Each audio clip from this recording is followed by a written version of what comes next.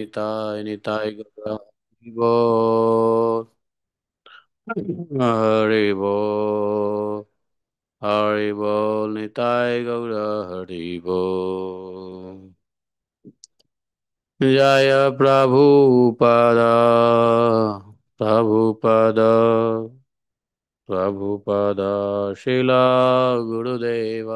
जय जय गुरुदेव। गुरुदेव। गुरुदेव जय जय गुरुदेव।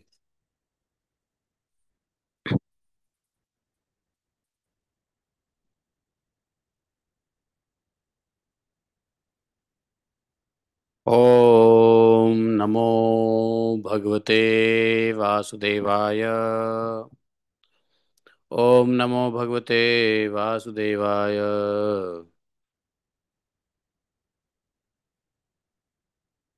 ओम नमो भगवते वासुदेवाय।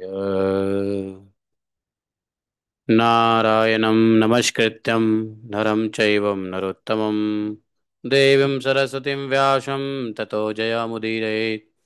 नष्टप्रायस्वभद्रेषु नित्यं भागवत सेवया भगवती उत्तमश्लोके भक्तिः भवति नैष्ठिकी। ॐ जन्मान्तस्वतन्व्याधितर्तः चार्थे स्वभिज्ञाश्वराट् तेने ब्रह्मृद्यादिकवये मुह्यन्ति यत् सूर्यः तेजो वारिमृदां यथा विनिमयो यतति सर्गो अमृषां धाम्ना सदा निरस्तकुहकं सत्यं परमं धीमहि धर्मः प्रोजितकैतवत्र परमो निर्मत्सराणां सतां वेद्यं मातृवस्तु शिवदं तापत्रयोन्मूलनम् श्रीमद्भागवत महामुनिकृते किं वा परमेश्वरः सद्यो हृदव्रतकृतभिः शुश्रोभि तत्क्षणात् निगम कल्पतरोर्गलितं फलं सुखमुखाद द्रवितसंयुतं पिबत भागवतं रसमालयं मुहुरो रसिका भुवि भावुकाः।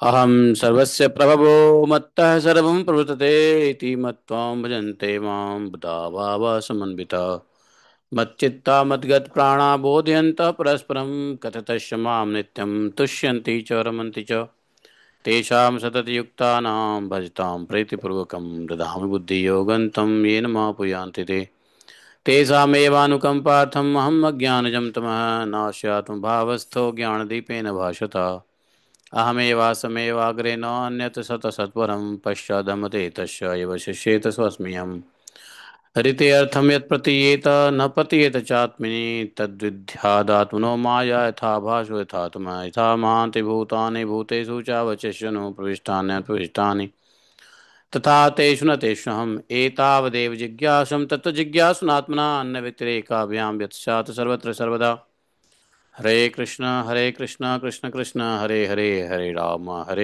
राम राम हरे हरे हरे कृष्ण कृष्ण कृष्ण हरे हरे हरे राम राम राम हरे हरे।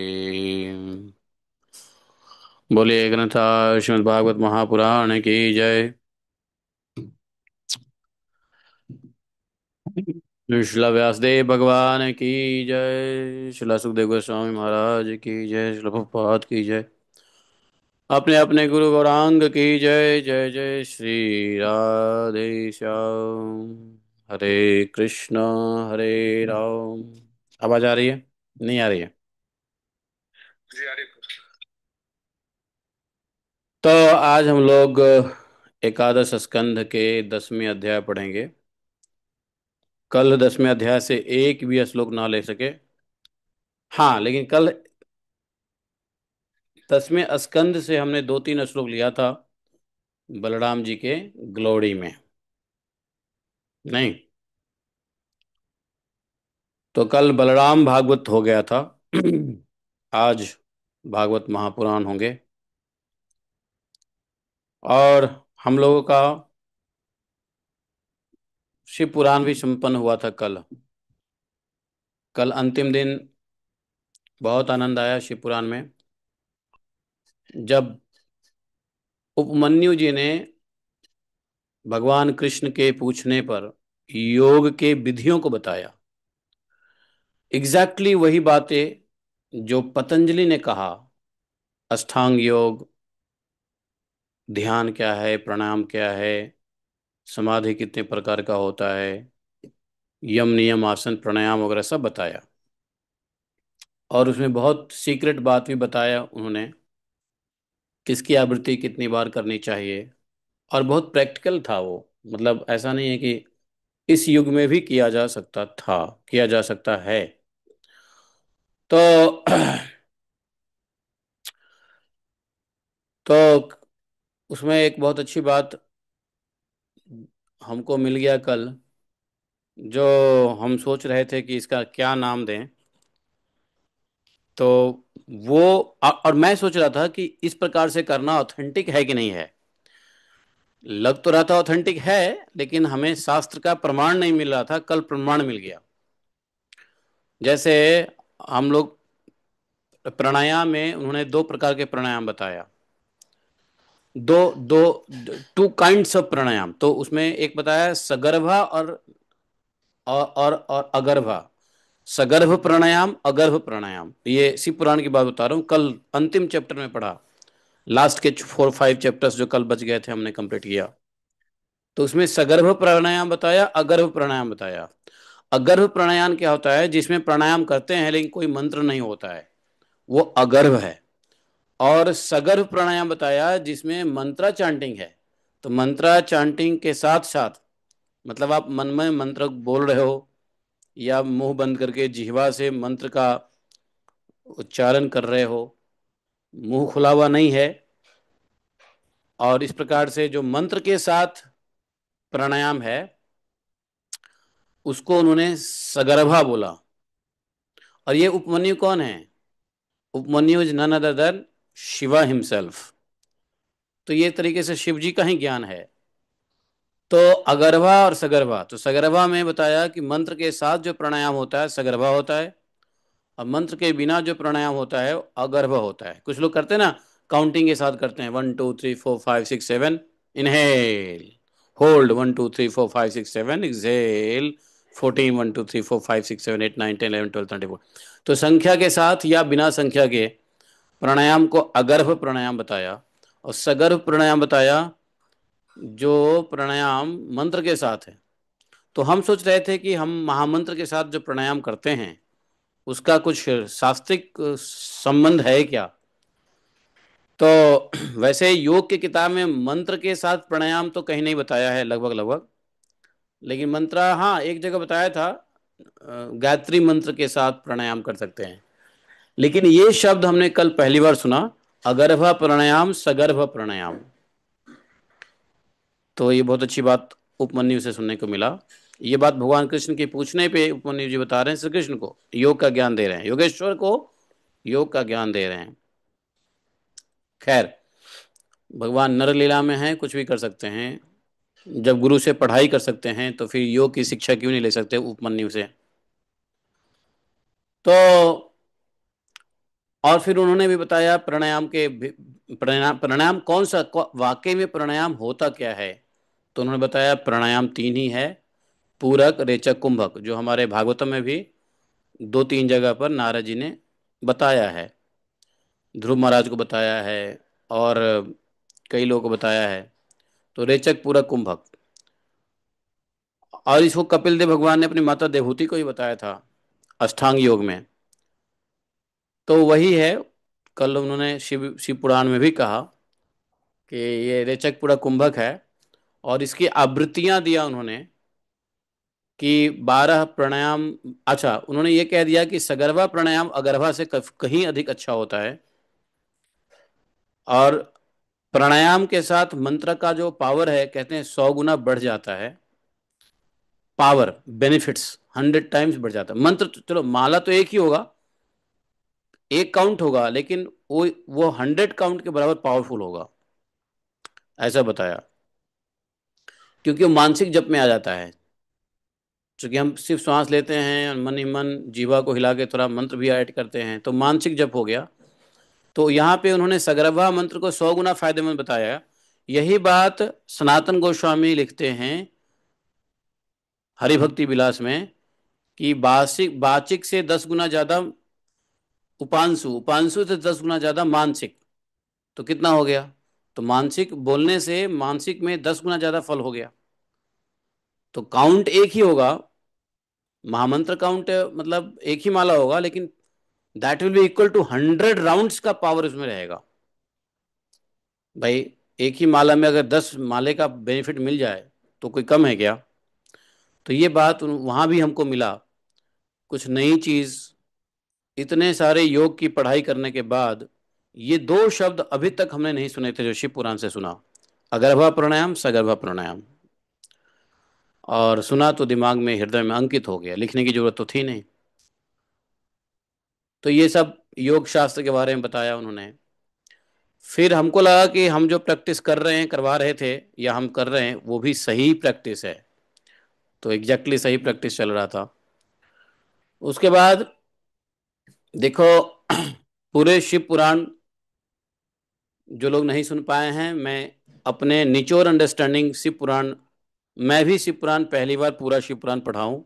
इससे पहले शिव पुराण में पूरी A to Z नहीं पढ़ा था। हाँ, कहीं कहीं से सुना था, पढ़ा नहीं था। बचपन में शिव पुराण सुना था मैंने, गांव में एक प्रभु जी थे वो करते थे, लेकिन स्वयं पढ़ना वो पहली बार हुआ है। तो शिव पुराण पढ़ने के बाद, भागवत पुराण के पढ़ने के बाद शिव पुराण पढ़ने का फायदा यही हुआ, या अंडरस्टैंडिंग यही हुई कि शिव जी और कोई नहीं है। देखो इस संसार में तीन जो है, तीन रूप में भगवान की शक्ति कार्य कर रही है, और तीन नाम से जाने जाते हैं। भगवान तो हैं ही, गोलोक धामवासी श्री कृष्ण और राधा, राधा कृष्ण। लेकिन उनके जो एक्सपेंशंस होते हैं, उस एक्सपेंशन से तीन प्रकार के, दो देवता बन जाते हैं और एक देवी। तो मैंने देखा कि सत्यम भगवान स्वयं, नारायण, विष्णु। अब विष्णु में भी कौन सा विष्णु? देखो विष्णु भी तीन है, तो कभी कभी कंफ्यूजन आ जाती है कि ये विष्णु नहीं, महाविष्णु। एक्चुअली महाविष्णु का जो फॉर्म है वो शिव जी का ही है। और इसमें सत्य भगवान ही है, शिव भी भगवान ही है, और सुंदर भी भगवान ही है।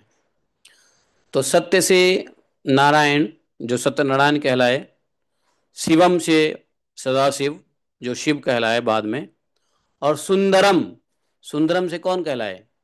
शक्ति। और कौन सी शक्ति? जितने भी आदि शक्ति है। तो रूट कहाँ से है? राधा रानी से है। राधा रानी के बाद जितनी भी शक्तियां हैं, योग माया, फिर महामाया, तो वो सुंदरम के अंदर का अंतर्गत है। सत्यम, शिवम, सुंदरम। और तीनों चीज सिर्फ श्री कृष्ण से ही उद्भव है। तो कोई कंफ्यूजन नहीं है। कोई यदि देवी की पूजा करता है, पार्वती की पूजा, गौड़ी की पूजा या काली की पूजा, तो वो भगवान की एक एक एक एक एनर्जी है, शक्ति है, उनके थ्रू जा रहे हैं। और इसी बेस के ऊपर तीन प्रकार के साधक हो गए हैं, वैष्णव, शैव और शाक्त। पहले भी मैंने बताया था, जो शक्ति को पूजते हैं, देवी दुर्गा को पूजते हैं, और अन्य अन्य को। आप अगर देखोगे, फिर मैं पूरे शिव पुराण को, जो पार्वती की जितनी भी बातें आती थी, पार्वती सती से रिलेटेड, काली, दुर्गा, जगदम्बा, अम्बा, इन सब से रिलेटेड बातें जो आती थी, तो हमने रिलेट किया कि राधा रानी के सहस्त्र नाम पढ़ोगे, तो सहस्त्र नाम में देखो राधा रानी का क्या नाम है। श्लोका सहस्त्र नाम में कौन सा श्लोक का संख्या है, मैं नहीं, मुझे याद नहीं, लेकिन उसमें कहते हैं राधा रानी का एक नाम है हिमालय सुता। हिमालय सुता सर्वा पार्वती गिरिजा सती। ये सहस्त्र नाम में, राधा रानी के सहस्त्र नाम में है ये हिमालय सुता। हिमालय सुता कौन है? पार्वती। सर्वा, पार्वती, गिरिजा, सती, दक्ष कन्या, देव माता, मंद लज्जा, हरिस्तनु। तो ये हर और हरे, हर, हरे और हरि, तो क्या हो गया? तो सत्यम क्या है? हरि। शिवम क्या है? हरे। और सुंदर क्या हो गई? हरि। है? नहीं, हरि, हर और हरे, तो सुंदर क्या हो गया? हरे। और सत्य क्या हो गया? हरि। और शिव क्या हो गए? हर। तो हरि हर हरे, सत्यम शिवम सुंदरम। तो ये शिव पुराण के पढ़ने के बाद मैं निचोड़ बता रहा हूं। आवाज आ रही है? सुन रहे हैं? किसी ने कहा था ना शिव पुराण में क्या पढ़े, क्या पढ़े, क्या पढ़े, तो सब तो नहीं बता सकते, लेकिन मैं निचोड़ समझा रहा हूँ, निचोड़ अंडरस्टैंडिंग। तो इसमें है क्या सुना रहे? नहीं सुनाई दे रहा? मुझे सुनाई दे रहा है, बहुत अच्छा है, निचोड़ बता रहे हैं। हाँ। तो इसमें कहीं कोई लड़ाई नहीं, कहीं कोई झगड़ा नहीं, कहीं कोई कंफ्यूजन नहीं। और इस अंडरस्टैंडिंग से भेद बुद्धि खत्म हो जाएगा, इस बात को जान लो।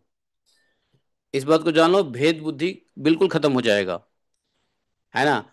इसलिए यदि आपकी निष्ठा, अब इसमें कैसे करें? पहले ये बात समझ लो। तो पहले मैंने क्या बताया कि वही कृष्ण है, कृष्ण से तीनों चीजें आई हैं। कौन कौन से? सत्य, शिव और सुंदर। सत्य क्या है?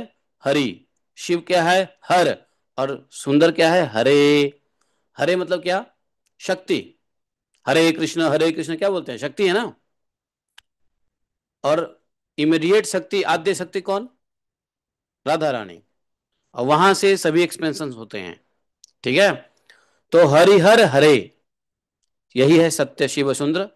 और इनमें से किसी को आप पूजित पूजा करते हो, किसी की उपासना करते हो, किसी की भी भक्ति करते हो, तो अल्टीमेटली भगवान की ही भक्ति करते हो, भगवान कृष्ण की भक्ति करते हो।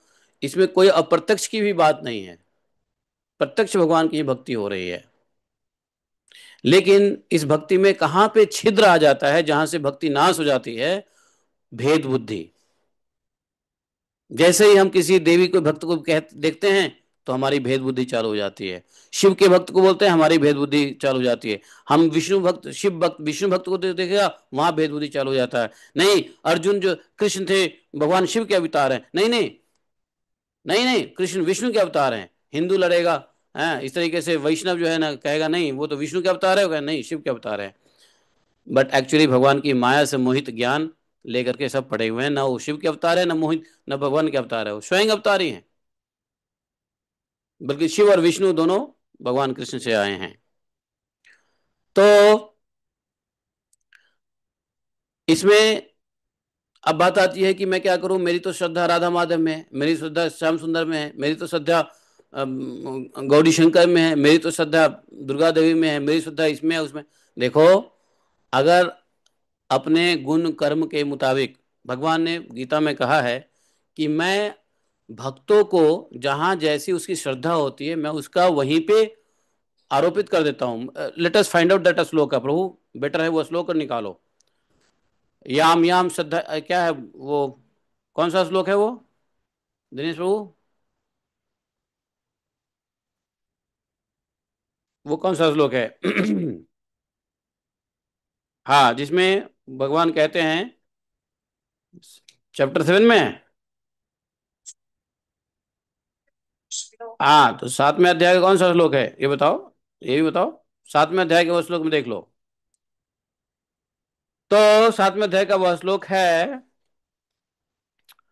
चतुर् नहीं, हाँ हाँ हाँ, कौन सा श्लोक है वो?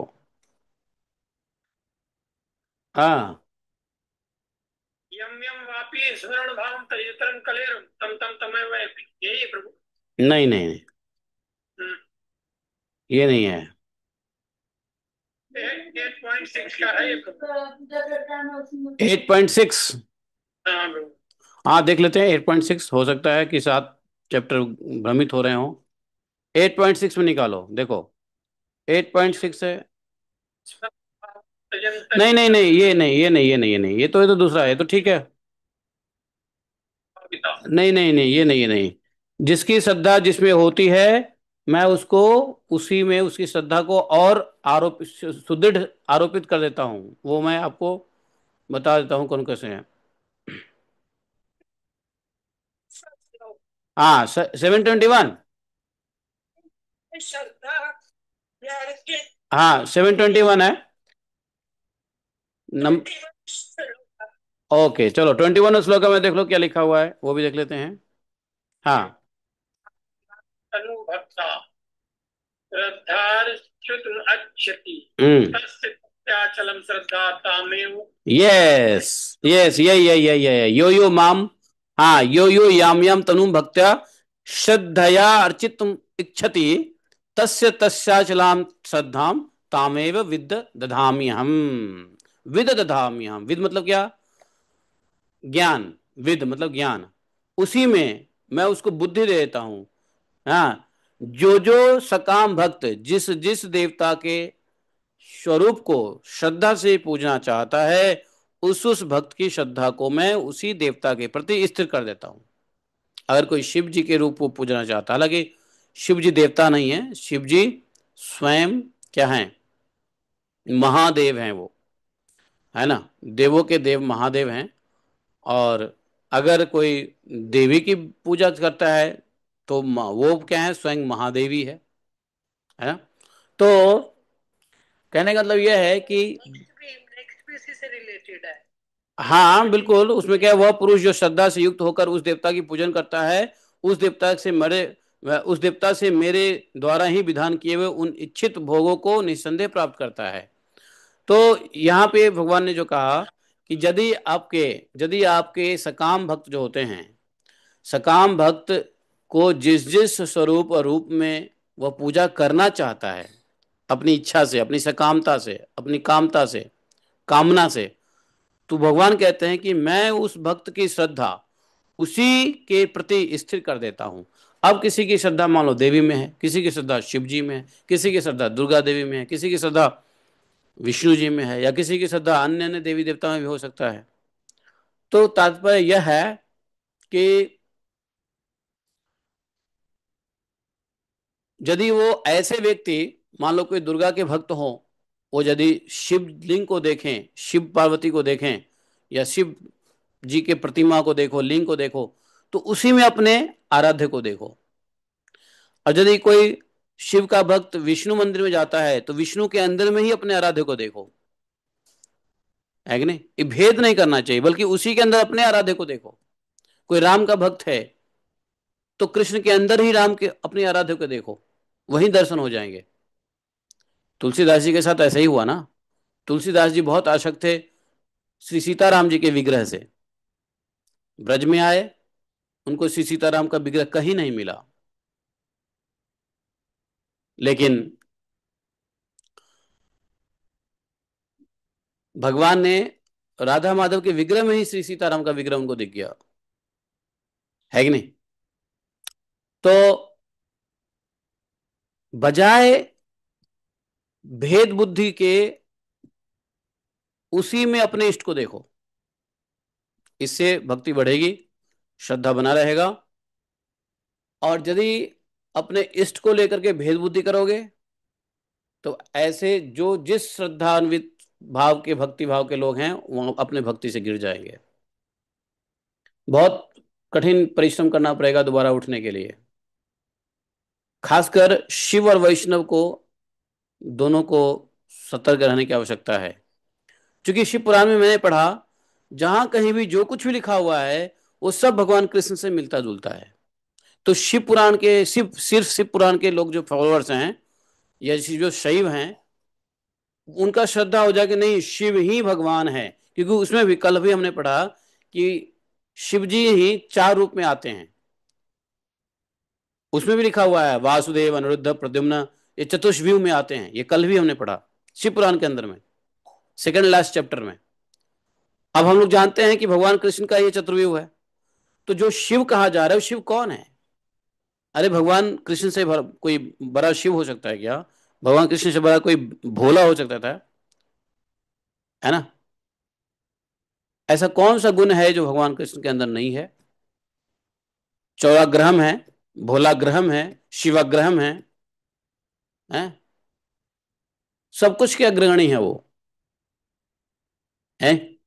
तो कहने का तात्पर्य यह है कि मैं तो शिव पुराण पढ़ने के बाद एक बार बताऊं, ऐसा लग रहा था कि शिव, यहां सिर्फ कृष्ण की जगह नाम शिव रख दिया है, बाकी सारे काम सारे लीलाएं वही हो रहा है। और थोड़ा सा जो अंतर हो गया है, वो लीला अंतर हो गया है ना। थोड़ा सा वर्ण अंतर हो गया है। शिव जी का वर्ण यहाँ कर्पूर गौरम है, कृष्ण जी का वहां पे थोड़ा श्यामले हैं, पार्वती यहाँ काली है, राधा जी वहां गोरी हैं। वर्ण भेद हो गया है, वर्ण का अंतर हो गया है। दूसरा, थोड़ा फंक्शनल का अंतर हो गया। फंक्शनल का ये अंतर हो गया कि रहते शिव जी या कोई भी देवता, शिव तो महादेव हैं, बट कोई भी देवता रहते तो शतगुण में है, लेकिन कार्य उनका जो है तमोगुण है। तो उन्होंने बताया कि शिव जी सदाशिव, सदाशिव से शिव और शिव से रुद्र। तो आध्यात्मिक जगत के सदाशिव आए शिव, और जैसे भगवान से नारायण, नारायण से विष्णु, और विष्णु से बाकी विष्णु, और उस गर्भोदक्ष विष्णु के अलावा भी एक विष्णु है। गर्भोदक्ष विष्णु से तो ब्रह्मा आए हैं, लेकिन जो विष्णु है, he has taken charge of क्या, पालनहार, देवताओं के आराध्य। हम्म तो कहने का तात्पर्य यह है कि सारे डिस्क्रिप्शंस जो है पढ़ने के बाद, लेकिन हाँ, भागवतम को भगवत बुद्धि से पढ़ने के बाद यदि शिव पुराण को पढ़ोगे, तो वाकई में एज इट इज समझ में आ सकता है। आपको लगेगा कहीं कोई भेद बुद्धि नहीं है, कहीं कोई झगड़ा लड़ाई का मतलब नहीं है। शिव जी इस, भगवान कृष्ण ही शिव है और शिव ही, सदाशिव ही कृष्ण है। कहीं से हम आपको अंतर नहीं लगेगा। लेकिन चलो एक और बात है, जो हमारा सुबह सुबह हम लोग पढ़ते हैं ना, दूसरे तीसरे अपराध क्या बोलते हैं, शिव ब्रह्मा आदि देवताओं को भगवान कृष्ण के समान अथवा उनसे भिन्न समझना भी एक अपराध है। अब यहाँ पे शिव आदि, शिव ब्रह्मा आदि देवताओं को कृष्ण के समान भी नहीं समझना है, ये भी सही है। क्योंकि शिव से भी एक पहला स्टेप है सदाशिव। तो शिव तो इस मटेरियल वर्ल्ड में है, बट सदाशिव तो स्पिरिचुअल वर्ल्ड में है। तो शिव को फिर कृष्ण से कैसे आप कंपेयर कर दोगे? हैं, कृष्ण कहाँ गोलोक से हैं, सदाशिव भी आध्यात्मिक जगत से ही हैं, गोलोक के नीचे से ही हैं।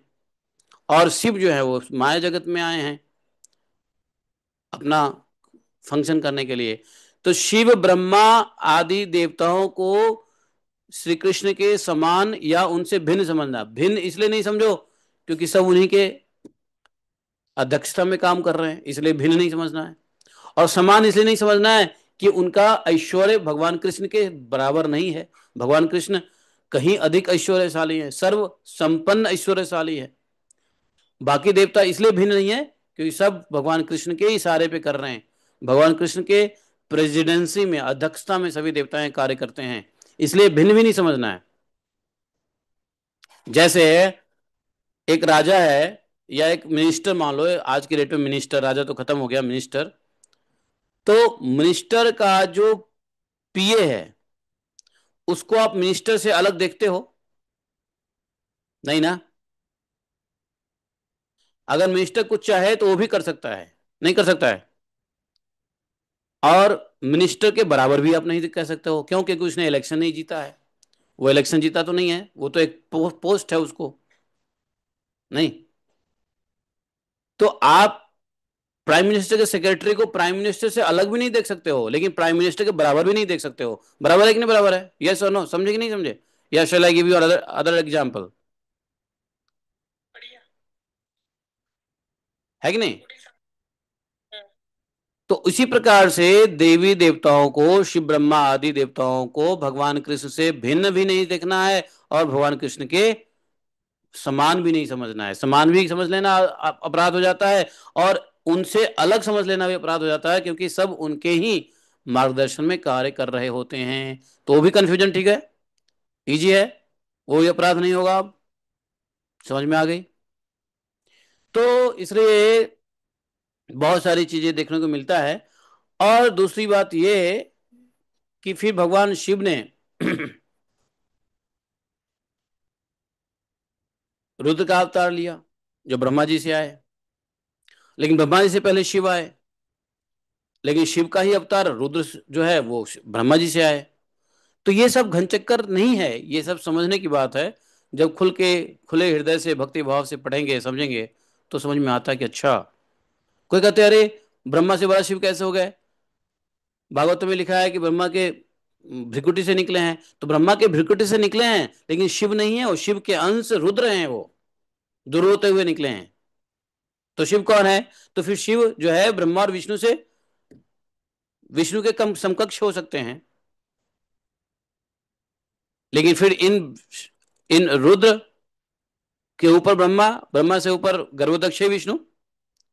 अब जो विष्णु है वो गर्भोदक्ष विष्णु के नीचे है, फंक्शनल वाइज, है कि नहीं? विष्णु, गर्भोदक्ष विष्णु और क्षीरोदक्ष विष्णु, महाविष्णु। तो ये विष्णु कई प्रकार हो गए। अब ये बात तो लोगों को पता भी नहीं है।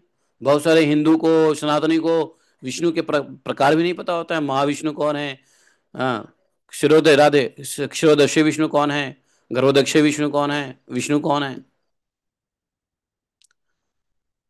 तो कार्यकाल में देखो, अगर फंक्शनलिटी में देखो तो महाविष्णु जो है वो सबसे बड़े हैं। नहीं,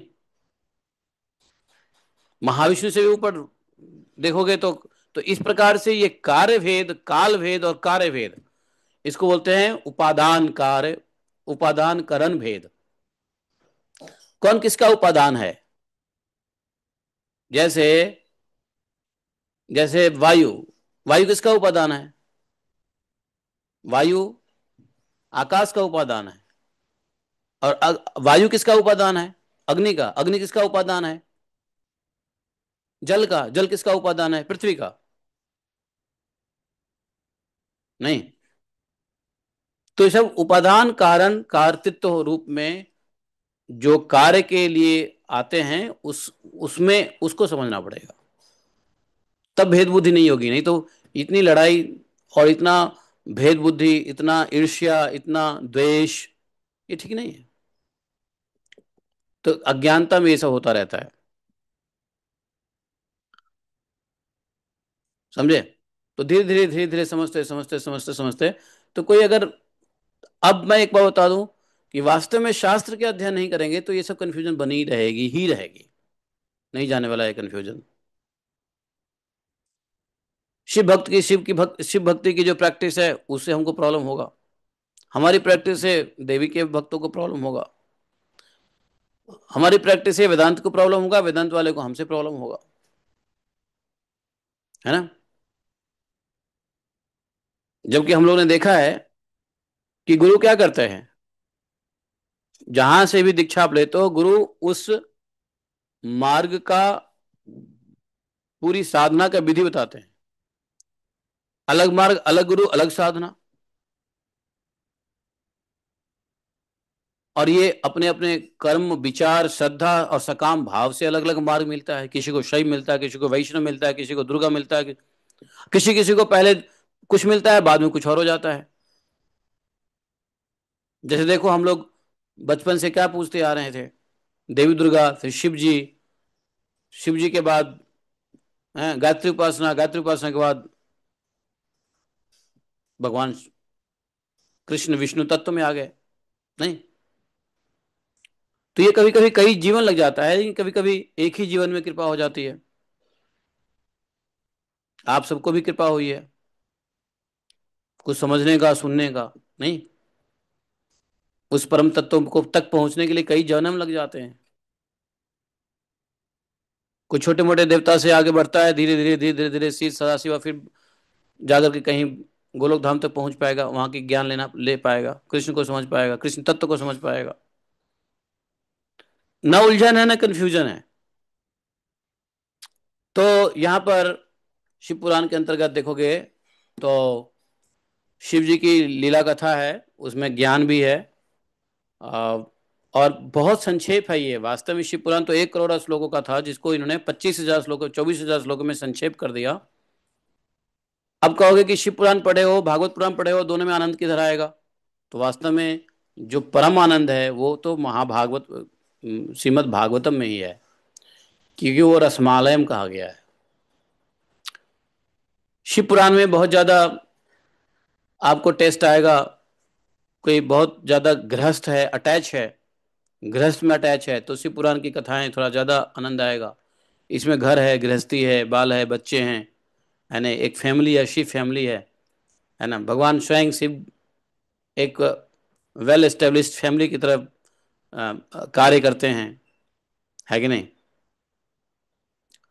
अर्धनारीश्वर का कॉन्सेप्ट हमको समझ में आया, और अधिक समझ में आया शिव पुराण से अर्धनारीश्वर का कॉन्सेप्ट, कि अर्धनारीश्वर भगवान शिव जो है जगत कल्याण के लिए, जैसे वो क्या पीते हैं, जहर पीते हैं, क्या पीते हैं, हलाहल विष पीते हैं, वैसे ही भगवान शिव जो है इस जगत के सृष्टि को आगे बढ़ाने के लिए, ब्रह्मा जी को मदद करने के लिए अर्धनारीश्वर के रूप में आ गए। नारी अलग हो गया, पुरुष अलग हो गया। तो जहां से मैथुनी सृष्टि का, प्रजाओं का उत्पत्ति हुई,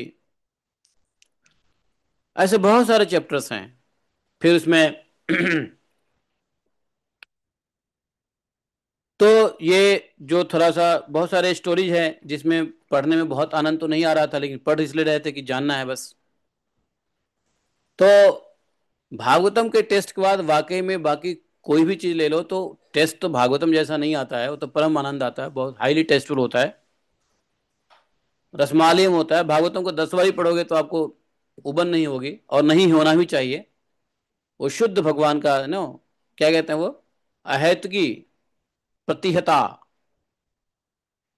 और इसका एक लक्षण है कि भागवतम में, बाकी अन्य में तो जिसके भी भक्ति का आपको प्रेरणा मिले, लेकिन भागवतम से सीधा भगवान कृष्ण की भक्ति, वैराग्य, प्रवृत्ति मार्ग।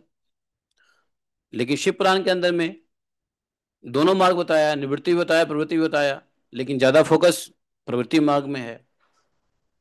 प्रवृत्ति मार्ग से शिवत्व को प्राप्त करना ही शिव पुराण का लक्ष्य है कि नहीं। और भागवतम में सीधा निवृत्ति मार्ग, कुछ भी करो निवृत्ति मार्ग, निवृत्ति मार्ग से गिर गए तो भी उठो और निवृत्ति मार्ग में ही रहो। तो शिव पुराण की ग्लोरीज बहुत है, बहुत कुछ सीखने को मिला।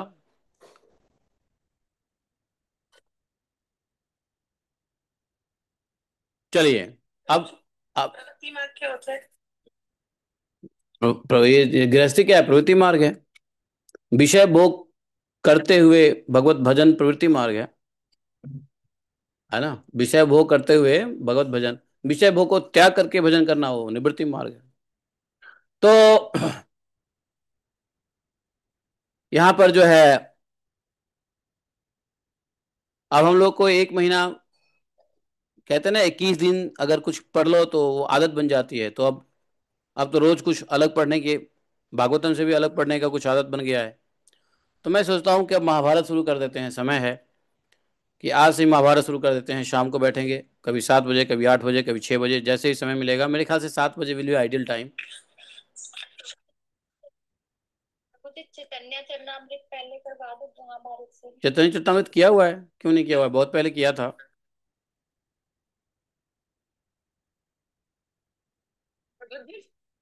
सोच रहे हैं।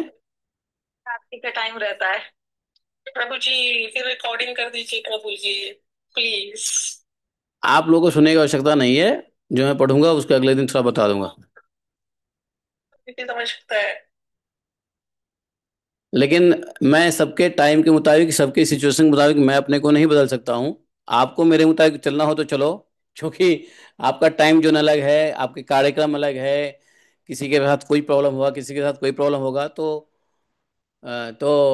आप अनेक हो, हम तो एक हैं। तो इसलिए एक की बात अनेक को मानना या अनेक की बात एक को मानना, बताओ।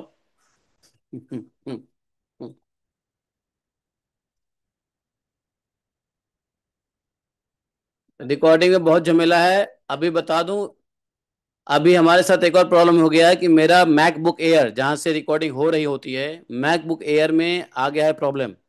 वो बार बार रीस्टार्ट मांगता है। अभी भी देखो, दो बार रीस्टार्ट मांग लिया। अभी इसको मुझे भेजना पड़ेगा। मुझे भेजना पड़ेगा दिल्ली या आगरा, जहाँ पे एप्पल का वो है, ऑथराइज सर्विस सेंटर है। मैं सोच रहा हूँ इस मैकबुक को ट्रेड इन रीसेल करके उसको रिप्लेस कर दूं नए मैकबुक में। वो M4 चिप आ गया है, 2025 मॉडल है ये, मेरा 2017 मॉडल है ये। तो इसमें दिक्कतें आ गई है, तो रिकॉर्डिंग वॉर्डिंग लेना बड़ा डिफिकल्ट हो जाता है, क्योंकि उसको फिर प्रोसेस करो, अपलोड करो। आपको पता है रिकॉर्डिंग को डालने की प्रोसेस में 1.5 घंटा जाता है, 1.5 घंटा, 1.5 आवर। मैं प्रसाद खाते खाते फिर उसको प्रोसेस करता रहता हूँ, और फिर जब हो जाता है तो फिर उसको अपलोड करता हूँ, है कि नहीं? तो ये टाइम वेस्टिंग है। और शाम के समय में मैं तो सीधा पढ़ूंगा, पढ़ने के बाद सीधा सो जाऊंगा, तो कहाँ रिकॉर्डिंग होगा? फिर अगले दिन भागवतम का रहेगा, तो भागवतम का रिकॉर्डिंग करेंगे या उसकी रिकॉर्डिंग करेंगे?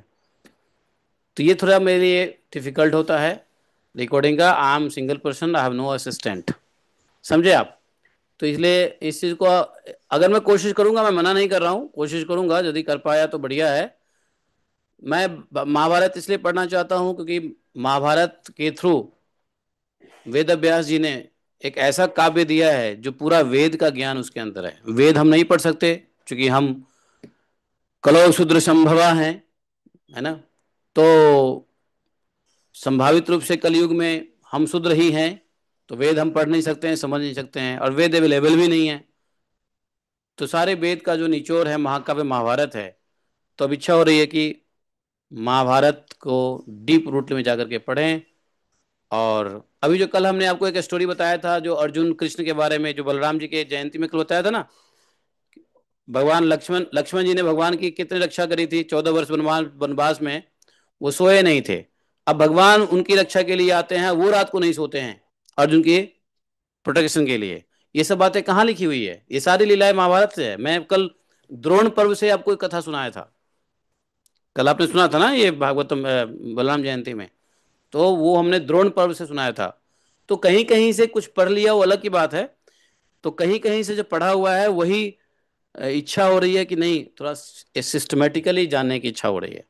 तो इसलिए महाभारत की 6 वॉल्यूम आ चुकी है, लेकिन उसको स्टार्ट नहीं कर पा रहे हैं। तो देख देख के मेरा मन ऐसा हो रहा है।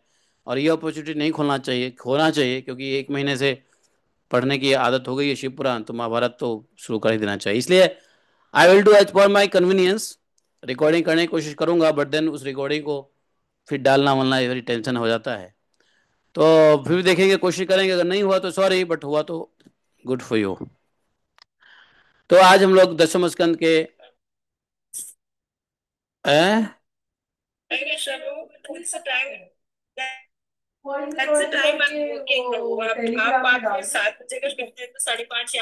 कर सकते हो।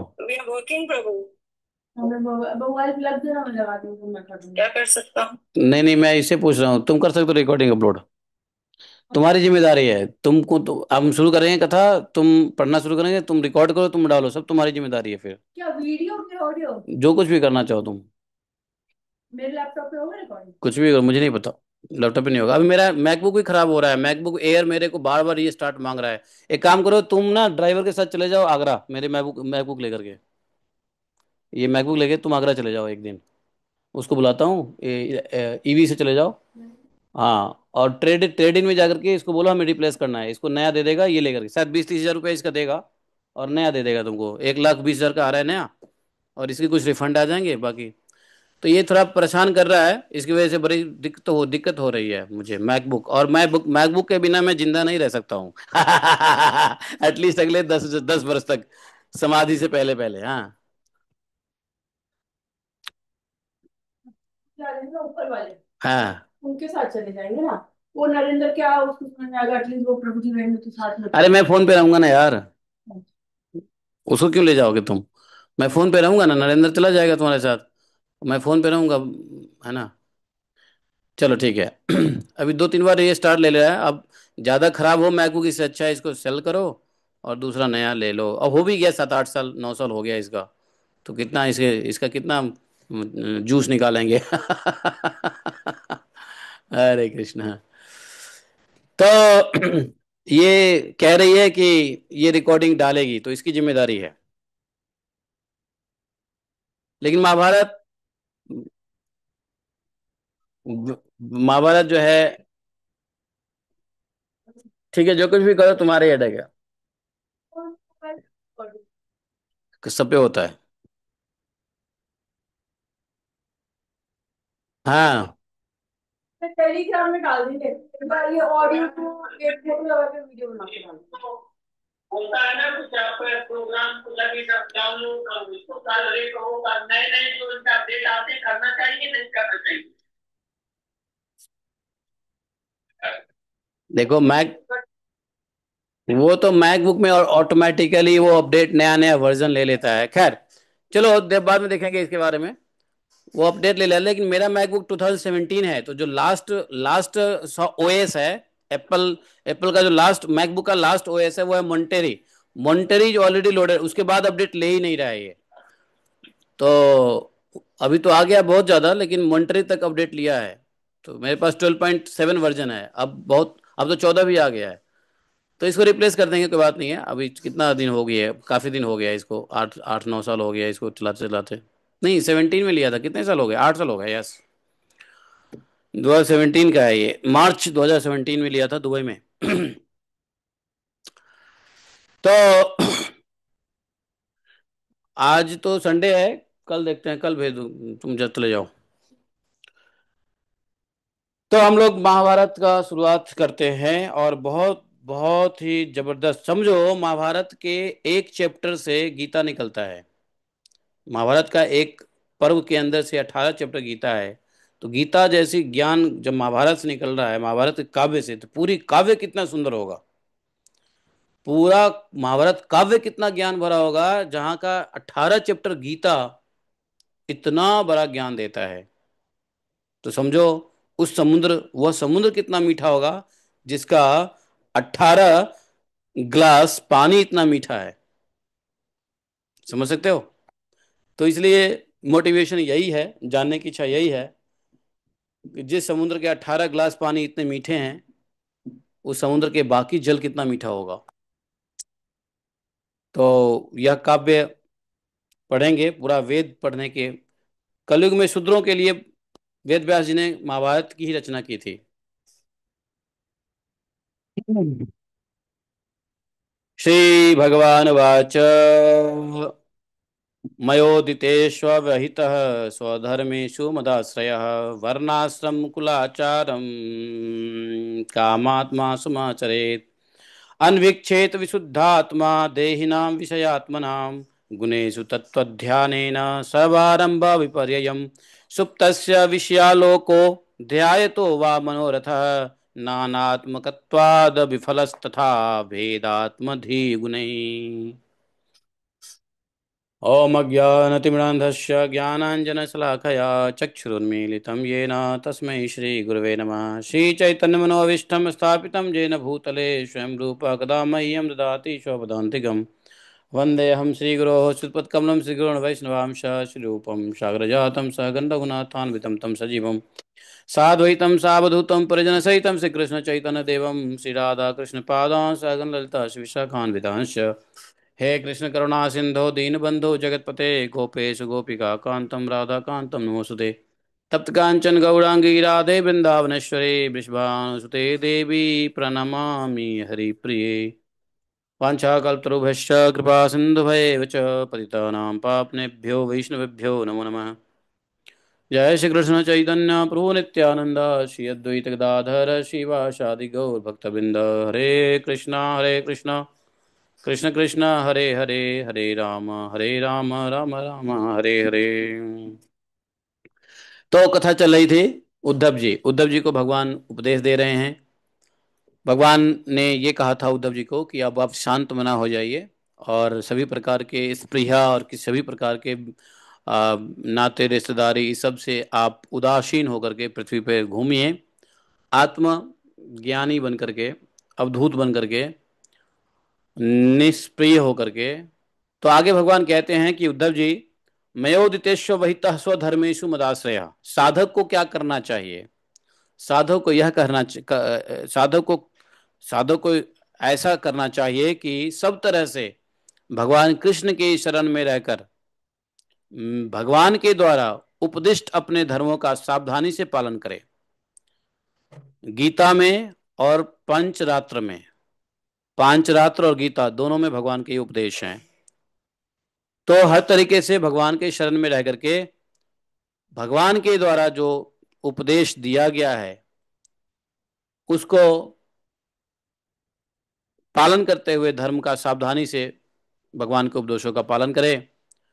धर्म वही है जो भगवान की बात को माने। भगवान के आदेश को मानना ही शुद्ध धर्म का उपदेश है।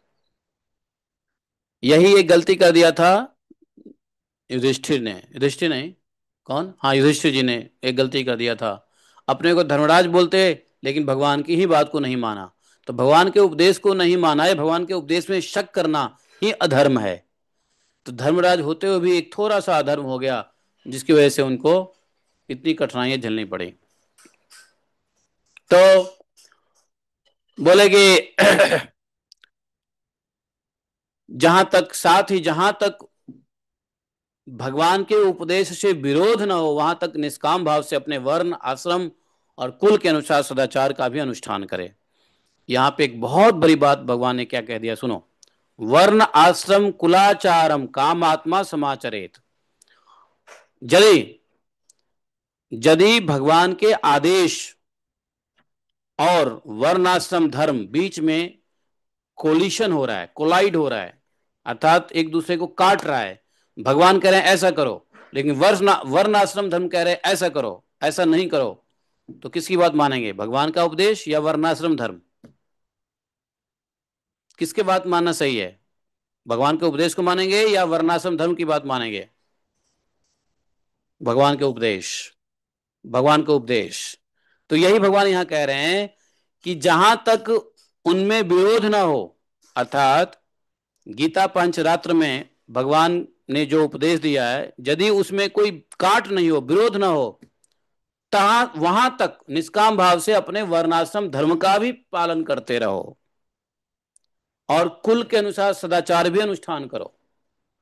लेकिन कुल का सदाचार ऐसा है, मान लो अपने कुल का, मान लो अपने आश्रम का, मान लो अपने जाति का, अपने धर्म का, वर्ण का ऐसा नियम है जो भगवान के आदेश को काटता हो, तो भगवान के आदेश को पालन करो, न कि अपने कुल जाति का नियम का पालन करो। इस स्पष्ट रूप से उद्धव गीता में भगवान ने यह कह दिया है। मयोदितस्वेव हितः धर्मेदेषु स्वधर्मेषु मद आश्रय।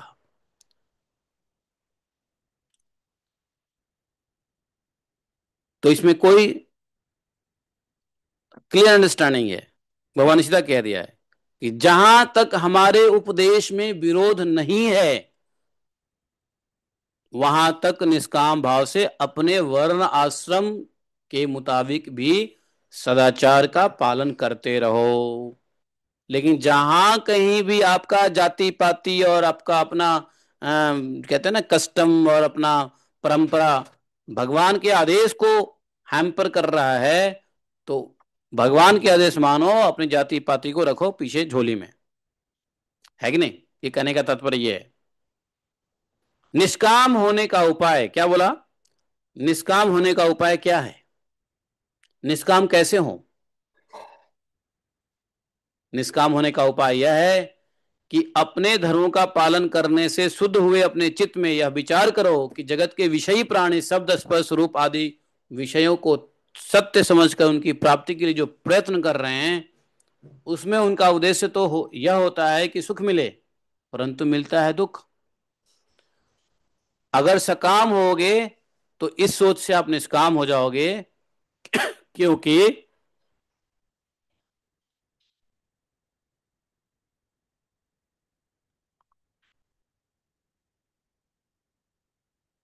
यह विचार कर लो कि जितने भी विषय हैं, उन विषयों को जो हम सत्य मान करके उसकी प्राप्ति के लिए हम कोशिश कर रहे हैं, we are trying to achieve whatever all the sense of gratifications which we think it is essential, but ultimately we get nothing out of it.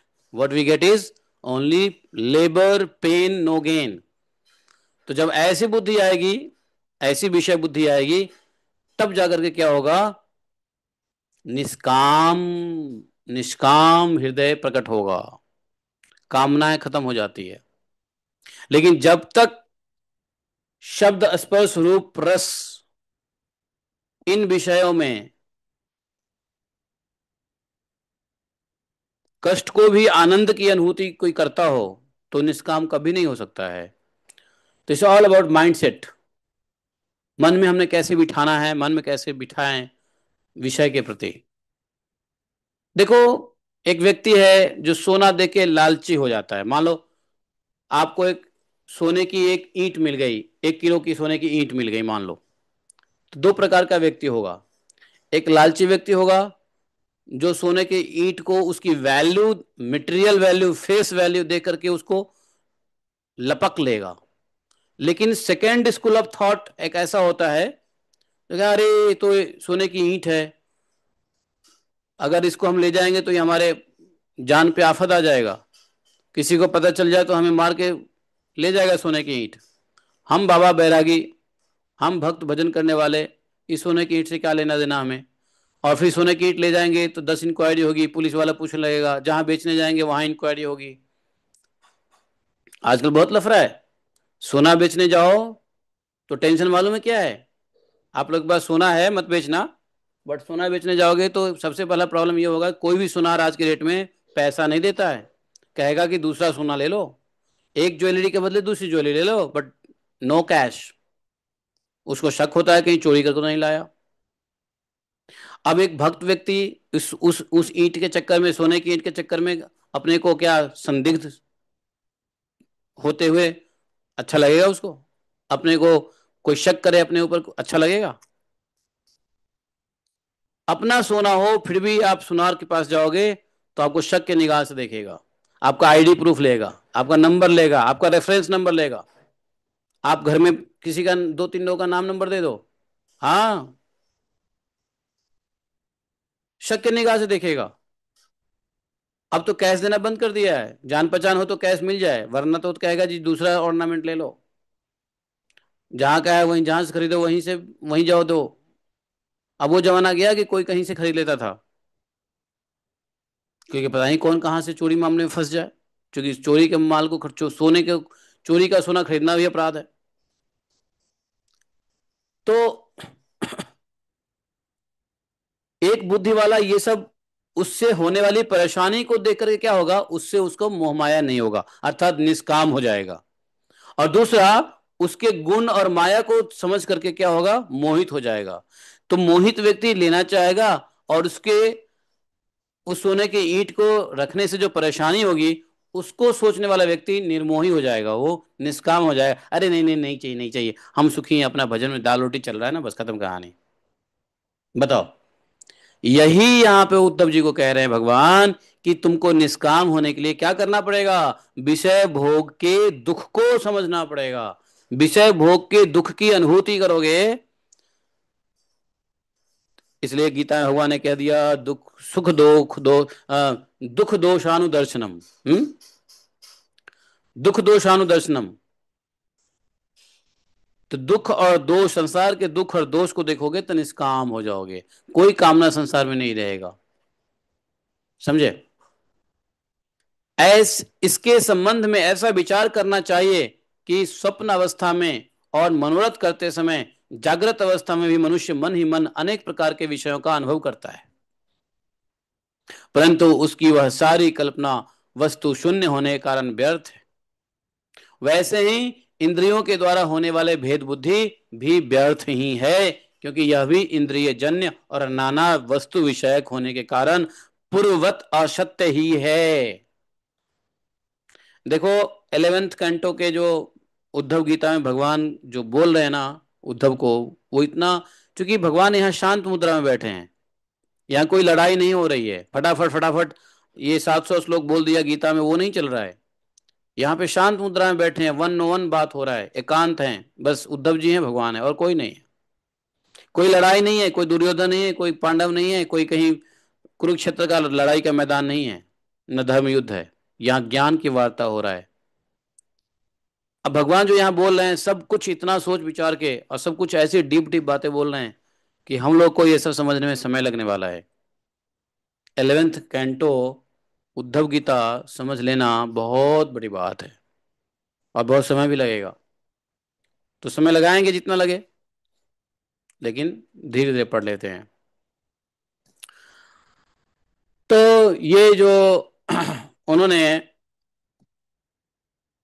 इस संबंध में जब ऐसा विचार करोगे तो स्वप्न की अवस्था में सोए हुए और या जागृत अवस्था में मनोरथ करते समय मनुष्य मन ही मन क्या करता है, अनेकों प्रकार के विषयों का अनुभव करता है। आप देखो, आंख बंद करो, आंख बंद करते ही आप याद करो आप कहाँ पे आनंद से कुछ खाए थे, आपको वही आनंद आंख बंद करने के बाद मिल जाएगा। कहाँ आप घूमने गए थे, वो आनंद आंख बंद करते ही स्मरण मात्र से उसका टेस्ट आने लगेगा। आता है कि नहीं आता है? विषय भोग का इतना चेतना के ऊपर असर करता है कि आंख बंद करते ही उस विषय के भोग की टेस्ट स्वाद आने लगता है। नहीं, अच्छी स्मृतियां रहती है, आहा सुख के दिन। और फिर क्या होगा, दोबारा से प्रयत्न करोगे कि नहीं ऐसा और पाएं और पाएं और पाएं। तो अनेकों प्रकार के मन ही मन विषयों का अनुभव करता रहता है, किंतु वह सारी कल्पना वस्तु शून्य होने के कारण व्यर्थ। वैसे ही इंद्रियों के द्वारा होने वाला भेद बुद्धि भी व्यर्थ ही है, क्योंकि यह भी इंद्रिय से उत्पन्न होता है, इंद्रिय जन्य और नाना वस्तु विषय होने के कारण पहले की तरह ही असत्य है। वास्तव में विषय को भोग लिया वो तो असत्य है ही। कैसे असत्य है? जैसे हम स्वप्न में या जैसे हम याद करके हम देखते हैं, तो उतना ही असत्य है वो भी। जो पुरुष मेरी शरण में है, भगवान की शरण में है, उसे अंतर्मुख करने वाला निष्काम अथवा नित्य कर्म ही करना चाहिए। तो बोले कि जो हमारा भक्त है, जो हमारी भक्ति प्राप्त करना चाहता है, भगवान कह रहे हैं, कृष्ण कह रहे हैं कि जो भगवान की भक्ति प्राप्त करना चाहता है, ऐसे बुद्धिमान पुरुष को क्या करना चाहिए? नित्य जो कर्म करे वो अंतर्मुख करने वाला कर्म करे, बहिर्मुख करने वाला कर्म ना करे। जो कर्म करे उससे उसको निष्काम में प्रवृत्ति हो, ना कि सकाम और होता जाए, और सकाम सकाम सकाम सकाम सकाम नहीं। इसलिए जो भी, अरे वो साफ करे देखो, हैं देखो ना उसको। तो नित्य कर्म जो है, तो उन कर्मों का बिल्कुल परित्याग कर देना चाहिए जो बहिर्मुखी करता है, जो सकाम भाव में लाता है ना। बोला कि उस काम को बिल्कुल परित्याग कर देना चाहिए, नहीं करना चाहिए। जब आत्मज्ञान की उत्कट इच्छा जाग उठती है, तब तो कर्म संबंधी विधि विधानों का भी आदर नहीं करना चाहिए। तो पहले तो कर्म को ठीक करना है, अर्थात ऐसे नित्य कर्म करना है जिसमें हमको निष्कामता की ओर आगे बढ़ाए और हमको अंतर्मुख बनाए, अगर अर्थात भगवान को हमारे हृदय में ही दर्शन करने की लालसा हो जाए, अंतर्मुख बनाए। भगवान की सारी सेवा अंदर में ही हो, भगवान की दर्शन भी अंदर में ही हो, शांति से, बाहर नहीं। और निष्कामता, तो ऐसे कर्म को त्याग देना चाहिए।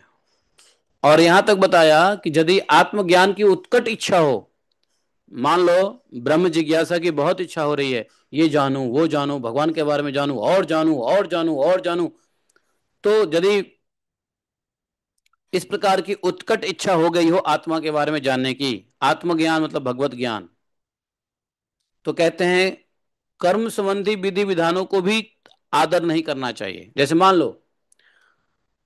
लो कि एक व्यक्ति है जो 3 टाइम गायत्री करता है, ठीक है, 3 टाइम गायत्री करता है, तो ये हमारे कर्म का विधान है।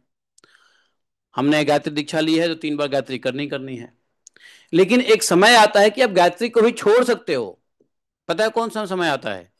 वह समय है कि जब आपको भगवान के बारे में जानने की यदि उत्कट इच्छा हो गई है, तो आपको ये क्रियाकर्म संबंधी कोई भी विधि विधान की आवश्यकता नहीं है। बहुत आदर मत करो, नहीं हमको मंगला आरती उठना ही है, हम लोग मंगला आरती करना ही है, हमको जो है ना ये गायत्री करना ही है।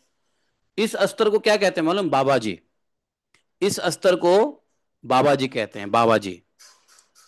हमारे गुरु परंपरा में कौन है बाबा जी? है, हमारे गुरु परंपरा में जो लाइन में बैठे हैं बाबा जी, कौन है उसमें?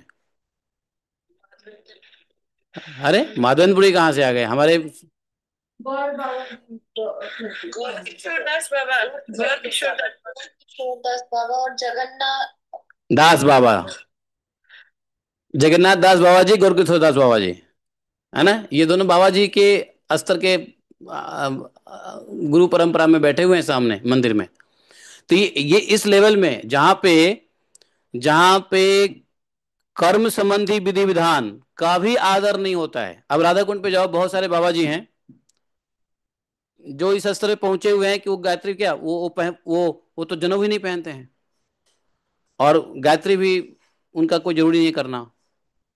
तो बाबा जी के स्तर पे क्या होता है, कोई नियम वम पालन करने की आवश्यकता नहीं होती है कि नहीं। लेकिन अब इस बात को कुछ लोग पाखंड के रूप में ले ले और अपने आप को बाबा जी कहे कि नहीं नहीं, बाबा जी को तो ऐसे होता है। लेकिन यही बात है, कलयुग में हर एक चीज का एक क्या आता है, वो आ जाता है, विकृतियां आ जाती है।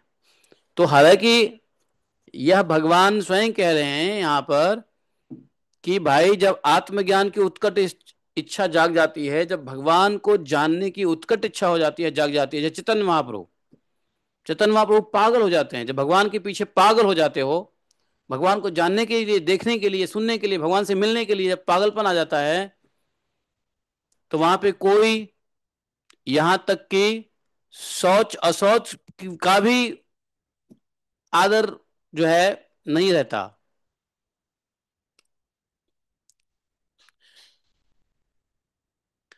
यहां भगवान वैसे कह रहे हैं कि अहिंसा आदि नियम का तो पालन होता है, लेकिन पवित्रता, शौच आदि नियमों का पालन शक्ति के अनुसार होता है।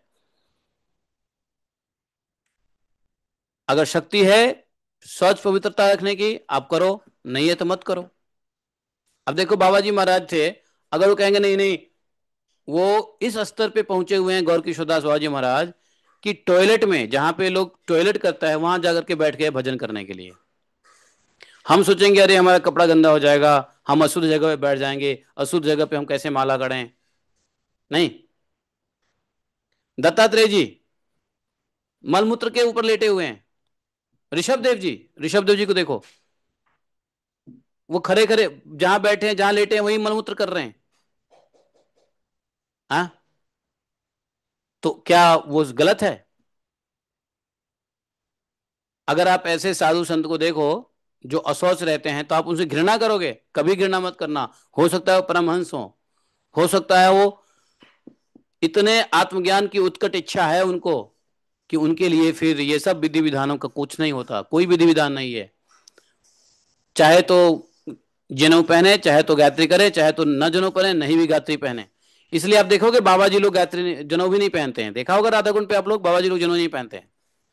जैसे बेला वाले बाबा जी जनेऊ नहीं पहनते हैं, उनको जनेऊ पहनने की जरूरत नहीं है, वो बाबा जी के स्तर पे आ गए हैं। समझे? तो कहने का तात्पर्य क्या है, चाहे तो करें चाहे तो ना करें, वो उनके ऊपर है। लेकिन यह ज्ञान नहीं होने से क्या होगा, हम सोचेंगे अरे ये काहे के भक्त हैं भाई, ये सोच सोच देखते नहीं है, देखो गंदे में पड़े हुए हैं, कैसे मैला कुचैला पहने हुए हैं। हम क्या करेंगे, हम भेद बुद्धि करके अपराध कर बैठेंगे। इसलिए कभी ब्रज में आओ और ऐसे साधुओं को देखो, बेशक ढोंगी हो, लेकिन यदि वह साधु की तरह ही व्यवहार कर रहा है, बाबा जी की तरह ही व्यवहार कर रहा है, तो गलत अपने मन में विचार मत पैदा करना। चाहे कितना भी अपवित्र हो, कितना भी उनके कपड़े गंदे हो, कितना भी गंदे जुराब पहन के परिक्रमा कर रहे हो या कुछ कर रहे हो,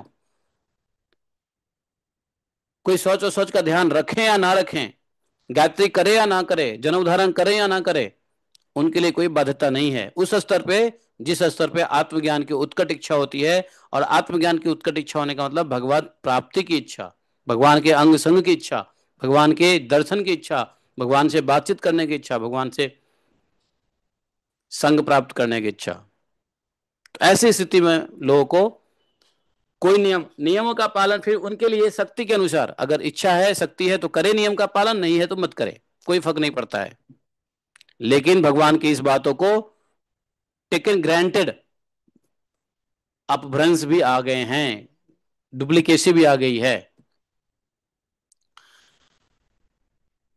तो भगवान ने कहा जिज्ञासु पुरुष के लिए यम या नियम के पालन से भी बढ़कर आवश्यक बात क्या है?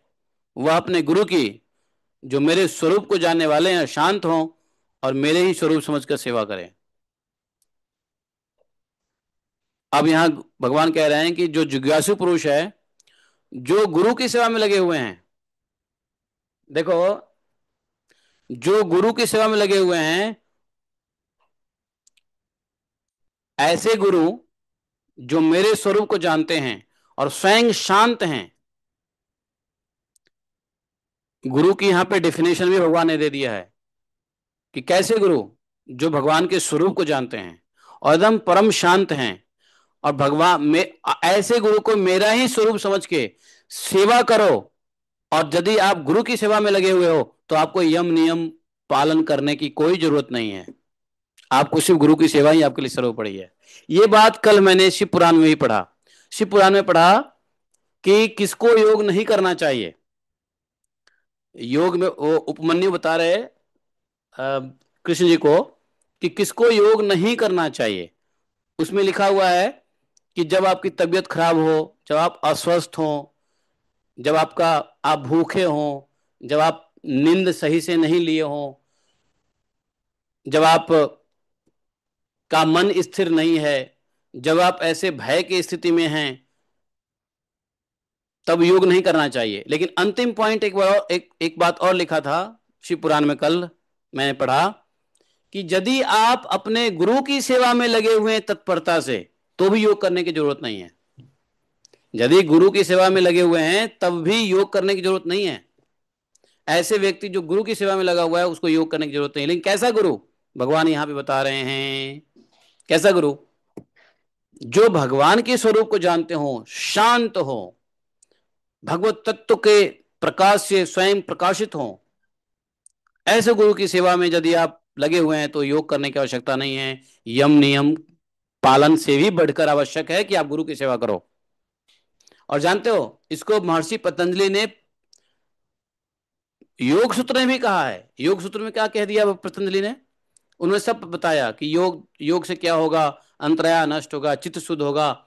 उसके बाद उन्होंने प्रणव मंत्र का जप बताया पतंजलि योग सूत्र में, और प्रणव मंत्र के जप के बाद गुरु की निष्ठा बताई। और उसने ये कह दिया कि यदि आप ये योग नहीं करते हो, अष्टांग योग नहीं भी करते हो, लेकिन आप ऐसे व्यक्ति की सेवा करते हो जो योग कर चुका है, अर्थात योग की सिद्धि पे पहुंच गया है, तो योग की सिद्धि पे पहुंचे हुए गुरु की सेवा अगर आप करते हो तो पीछे कुछ भी करने की आवश्यकता नहीं है। ये महर्षि पतंजलि ने भी योग सूत्र में बताया है। तो देखो, महर्षि पतंजलि की बात, शिव पुराण में अभिमन्यु की बात जो भगवान शिव ही बोल रहे हैं, और यहां पर भगवान कृष्ण की बात, तीनों अलाइंड है। कहीं से कोई अंतर नहीं है, एक ही बात बोला जा रहा है। यम नियम की आवश्यकता नहीं है, आसन प्राणायाम धारणा ध्यान समाधि की आवश्यकता नहीं है। यदि आप भगवत गुण संपन्न, भगवत तत्व ज्ञान संपन्न, भगवत स्वरूप को जानने वाले शांत और भगवान, ऐसे गुरु को भगवान के ही स्वरूप समझ के सेवा करो, आपके सारे यम नियम अपने आप आ जाएगा। गुरु की सेवा से सारी सिद्धियां हो जाएगी। गुरु की सेवा से सब हो जाएगा, सारा ज्ञान हो जाएगा। आपको एक बात बताऊं, आप लोगों ने एक बाबा का नाम सुना है, देवराहा बाबा? सुना है कि नहीं सुना है? सुना है देवराहा बाबा?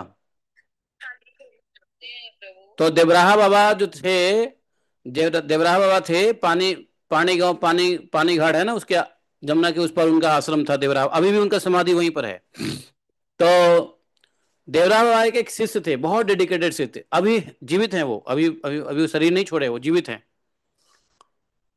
तो बाबा ने उनको कहा, एक दिन देवराहा बाबा ने उनको कहा कि देवराहा बाबा के मात्र वही एक शिष्य हुए हैं, उसके अलावा दूसरा कोई शिष्य हुआ ही नहीं। बाबा ने एक ही शिष्य बनाया बस।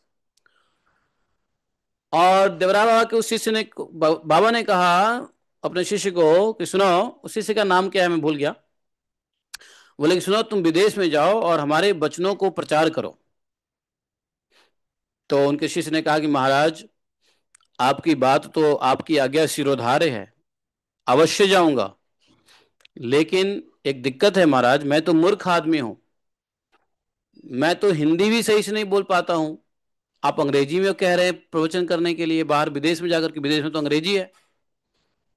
देवरा बाबा कौन सी भाषा यूज करते थे मालूम है? वही जो देवरिया साइड की लैंग्वेज नहीं है, भोजपुरी टाइप की लैंग्वेज, वो ज्यादा बोलते थे, है कि नहीं?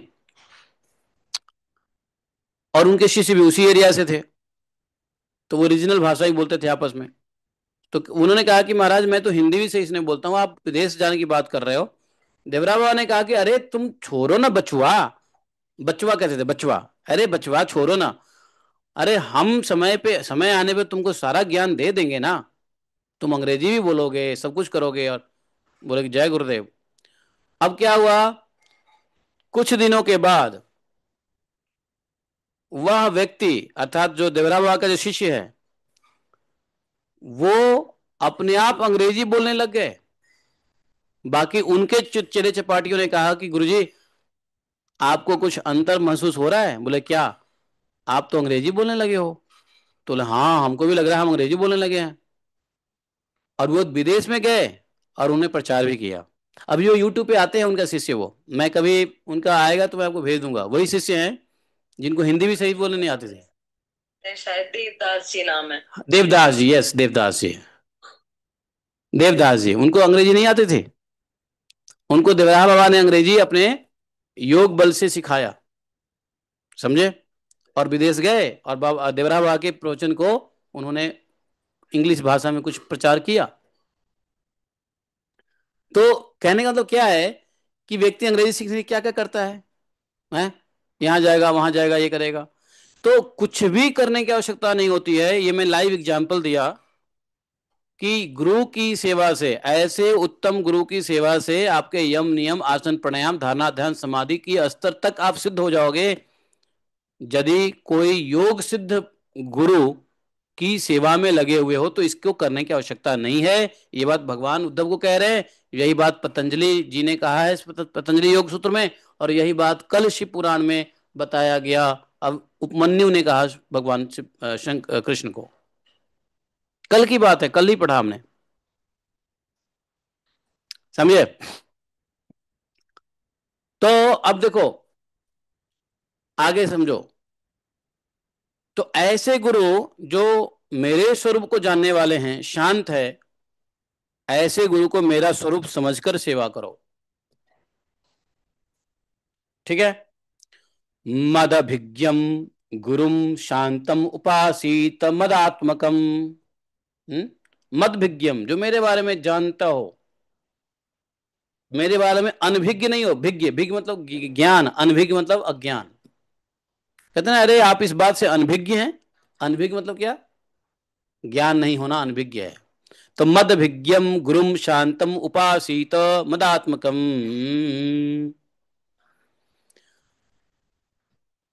तो उसके बाद कहा देखो, शिष्य को अब अभिमान नहीं करना चाहिए। वह शिष्य कभी किसी से डाह ना करे, किसी का बुरा ना सोचे, वह प्रत्येक कार्य में कुशल हो, उसे आलस्य छू ना जाए, उसे किसी भी ममता, किसी कहीं भी ममता ना हो। शिष्य को कहीं भी ममता नहीं होना चाहिए। गुरु के चरणों में दृढ़ अनुरागी हो, कोई बड़ा हड़बड़ा कर ना करे कोई काम, है ना, उसे सावधानी से पूरा करे। सदा परमार्थ के संबंध में ज्ञान प्राप्त करने की इच्छा बनाए रखे, किसी के गुणों में दोष ना निकाले और व्यर्थ की बात ना करे। देखो, डिसाइपल कैसा होना चाहिए, शिष्य कैसा होना चाहिए? और ये बात क्यों कह रहे हैं? आत्म कल्याण करने वाले लोगों को गुरु बनाना पड़ेगा, साधन करना पड़ेगा, साधना करना पड़ेगा। तो साधन साध्य करने के लिए गुरु चाहिए, और गुरु करने से पहले शिष्य का गुण भी जानना पड़ेगा। तो उसको अभिमान नहीं करना चाहिए। पहला है, शिष्य को अभिमान नहीं करना चाहिए। कभी किसी से डाह न करे, अरे ये तो गुरु जी के बड़े प्रिय है, ये गुरु जी के प्रिय नहीं है, मैं प्रिय नहीं हूँ, गुरु जी इसको ज्यादा बुलाते हैं हमको नहीं बुलाते हैं, गुरु जी इसको प्रसाद देते हैं हमको नहीं कम देते हैं, है ना? या किसी बात के लिए डाह, गुरुजी ने इनको पद दे दिया, हमको कुछ नहीं दिया, है ना, डाह ना करे, किसी का बुरा ना सोचे, और सभी कार्य को कुशलता से करे, कभी आलस्य ना करे, गुरुजी के आदेश को पालन करने में कभी आलस्य न करे, कहीं भी ममता ना करे। पता चले गुरुजी के साथ चल रहे हैं, गुरुजी की सेवा कर रहे हैं, और जो है ना हमारा ध्यान किसी सुंदरी पे पड़ गया और शादी करके चले गए, गुरुजी को छोड़ दिया, ऐसा हुआ है। गुरुजी की सेवा करते करते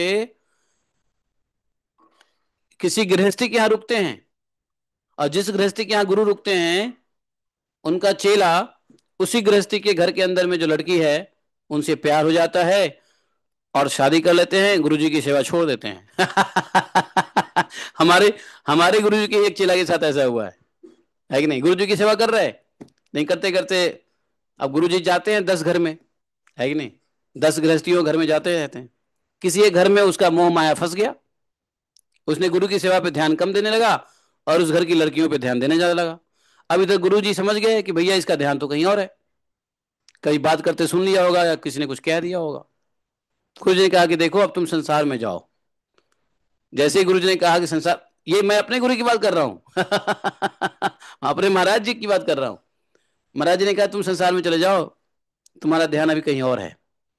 बोला कि थैंक यू गुरु जी, आपने अच्छा हुआ छुट्टी दे दिया।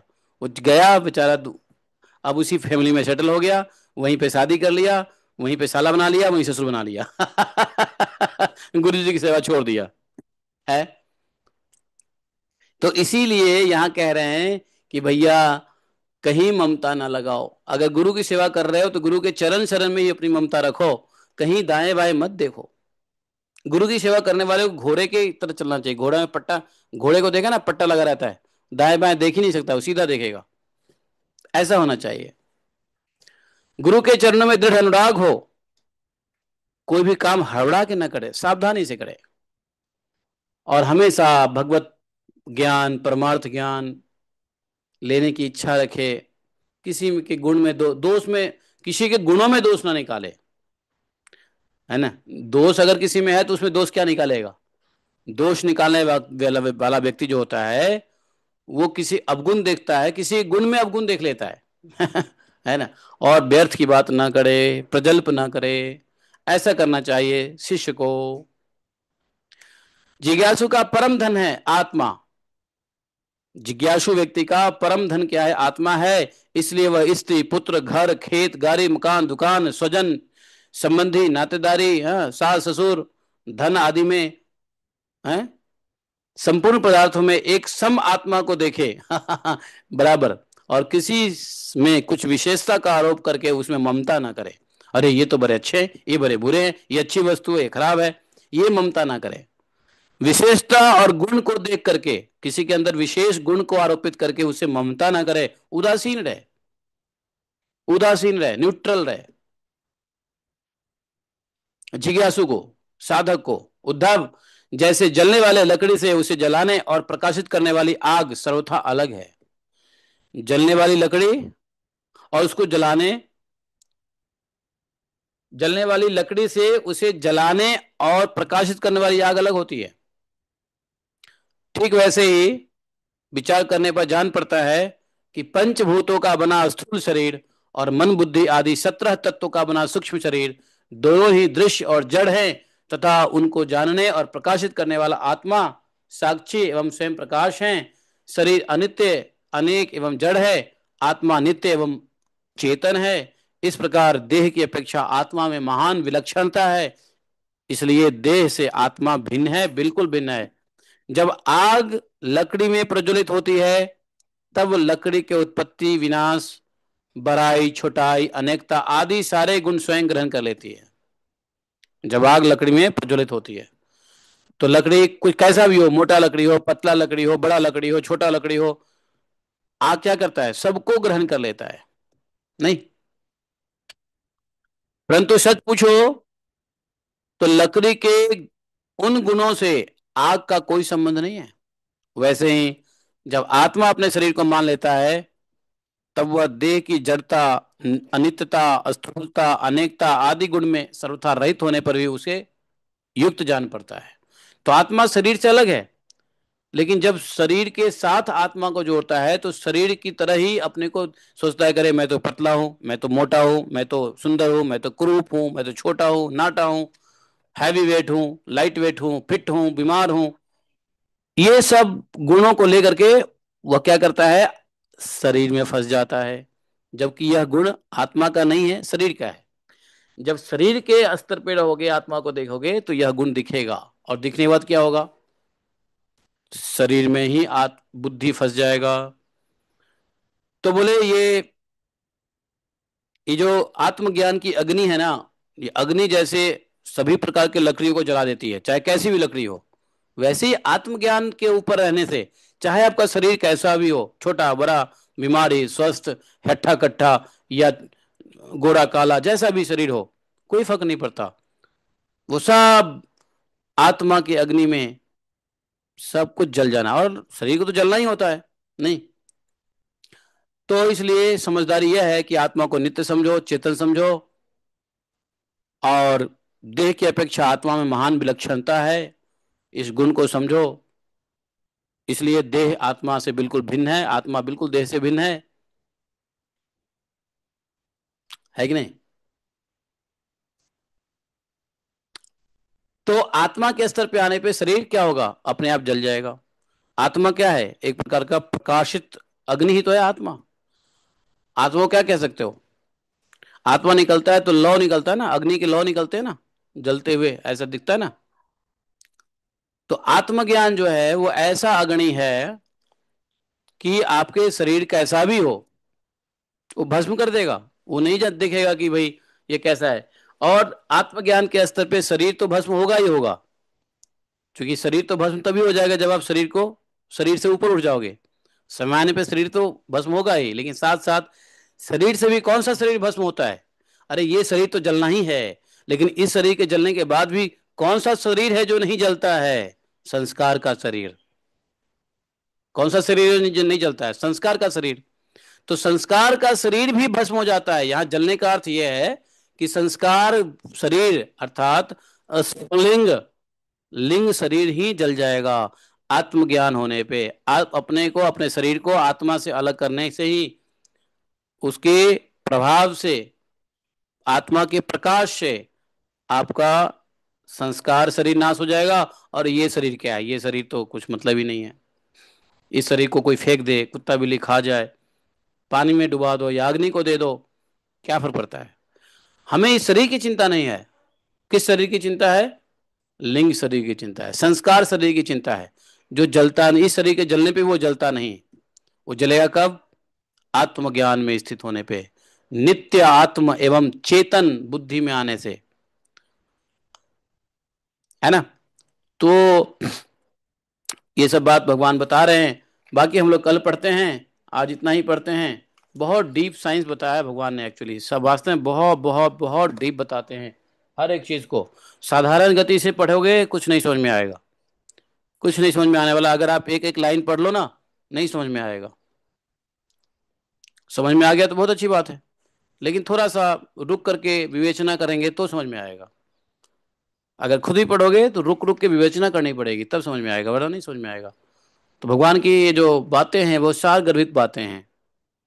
और इन बातों को सही से समझने के लिए पीछे की जो बातें हैं उसको दिमाग में रखना पड़ेगा, कि ये किस कॉन्सेप्ट में क्या कह रहे हैं, किस लिए बताया जा रहा है, यह ज्ञान कहां से, किस रेफरेंस में दे रहे हैं।